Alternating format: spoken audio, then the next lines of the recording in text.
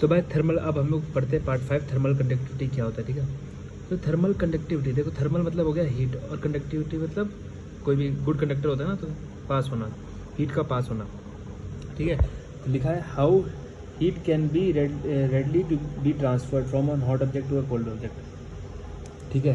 Thermal ये होता है, कहने का मतलब कि अगर मान लो अगर हमने कोई चीज़, जैसे एग्जांपल, अगर हमने जैसे एक रॉड लिया, अगर हमने उसको जलाया, मतलब उसको गर्म किया, तो हीट ट्रांसफ़र होगा ना, तो उसे कहते हैं थर्मल कंडक्टिविटी। और एक प्लास्टिक का जलाया तो उसमें हीट कम ट्रांसफ़र होगा अकॉर्डिंग टू मेटल, ट्रांसफ़र की बात कर रहे हैं, ठीक है। तो उसमें कम होगा, तो इसका मतलब क्या, थर्मल कंडक्टिविटी मेटल का ज़्यादा अच्छा है। देख example, During cooking, metallic pot absorbs heat from the flames and transfer it to the food or vegetables. This property of the metallic pot is known as a thermal conductivity. Secondly, when you keep something वो इसमें बता रहे हैं कि metallic plot ने एक thermal conductivity का experiment किया, इसने जो हीट था उसको अपने ट्रांसफर करके इसके अंदर डाल दिया, ठीक है। इसी तरीके से इसमें micro oven, again the metallic plate absorbs heat. जो मेटालिक प्लेट है वो ट्रांसफर करता है, ठीक है, मेटालिक प्लेट के ट्रांसफर करता है heat into the So food. this heat transferring property is known as a thermal conductivity. Thus we learn that thermal conductivity means how heat can readily Transfer. ठीक है, यही ट्रांसफर का काम कहना है, जैसे मैंने कहा कि मेटल और प्लास्टिक में तो हीट ट्रांसफर का अगर अच्छा है तो थर्मल कंडक्टिविटी, अगर रुक जाता है, बेकार है, तो थर्मल कंडक्टिविटी इसका बेकार है। transfer. No, Yes, let me repeat it. This transferring of heat or heat conduction through the metallic rod from the hot object to the cold object is called thermal conductivity. Remember that different objects have different thermal conductivity. For instance, consider the same hot and cold objects. This time, instead of metallic rod, I insert plastic rod between them.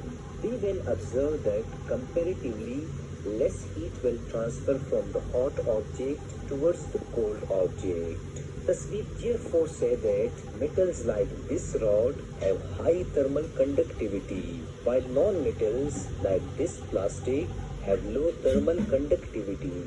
If you wonder about this difference in thermal conductivity, then the answer is very simple. There is a sea of delocalized electrons.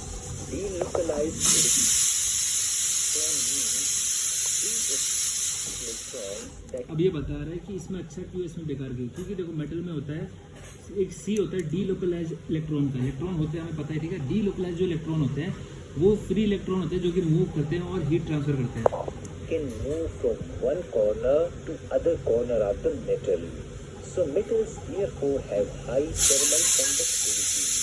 While non-metals do not have a sea of delocalized electrons, but they do pass heat due to phonons, which are waves in the lattice.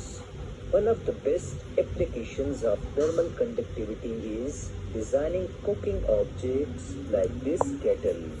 Its body is made up of metal like steel or iron, etc. Its handle is made up of plastic. Because metal conducts more heat and water or tea will absorb more heat, thus it will reduce the cooking period.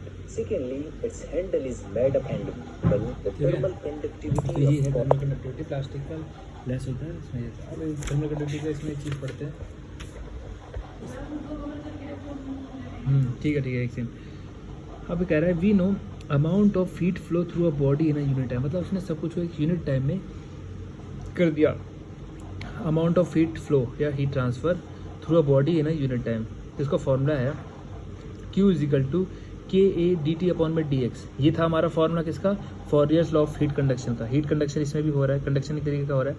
अब इसमें का thermal conductivity हमने पढ़ा था कि यहाँ पे ये जो ये है इसको हटने के बाद के बोले तो इसे कहते हैं थर्मल कंडक्टिविटी, ठीक है, ठीक है। Constant of proportionality known as thermal conductivity, वही थर्मल कंडक्टिविटी बता रहा है।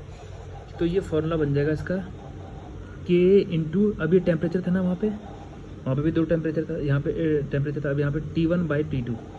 क्योंकि थर्मल कंडक्टिविटी है तो लो टेम्परेचर, हाई टेम्परेचर से लो टेम्परेचर पे जाएगा, तो ये हायर टेम्परेचर हो गया, लो टेम्परेचर हो गया, या फिर हॉट से कोल्ड पे जाएगा, ठीक है। तो फॉर्मूला यही है, बस इसमें T1 - 2/dx आ गया। Where T is the time through which, ये टाइम बता रहेगा ना इसमें यूनिट टाइम में, क्योंकि थर्मल कंडक्टिविटी हम तो टाइम में ही नापेंगे, है ना, डिस्टेंस तो है नहीं, टाइम पे ही नापेंगे कितने टाइम में जल्दी कर रहा है। तो ठीक है, is the time through which heat flow in a solid slab of thickness X, then total amount of heat flow through a body is, अगर देखो एक टाइम में अगर एक सॉलिड ऑफ थिकनेस एक्स से हम कराते हैं तो उसका फॉर्मूला हीट फ्लो कितना होगा, क्यू इक्वल टू के इंटू एक्स, ये अपॉन में एक्स, एक्स क्या थिकनेस हो गया। अगर इसी इक्वेशन में हम लोग सब्स्टिट्यूट करते हैं ए को 1 से, T1 माइनस T2 1 से, T 1 सेकंड से करते हैं और x को 1 mm में वो करते हैं, मीटर से करते हैं, ठीक है, तो क्या हो जाएगा, जो हीट है वो बराबर हो जाएगा थर्मल कंडक्टिविटी के, ठीक है।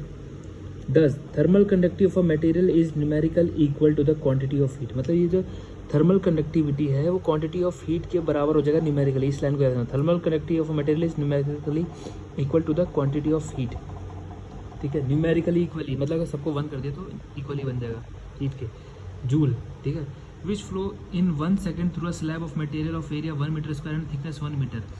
अब सब कुछ 1 में हो जाएगा कि हाँ एक सेकंड में 1 मीटर के से, ठीक है, ये सब बता रहा है, ठीक है, 1 मीटर से 1 थिकनेस से जो टेम्परेचर डिफरेंस होगा 1 केल्विन होगा सब कुछ। It may be also define as quantity of heat in a joule that flow in 1 second through 1 metre cube of material which opposite face are maintain with temperature of 1 difference. This may also be stated that heat conduction in the unit time across unit area through the unit thickness when the temperature difference of unity is maintained between two opposite phase।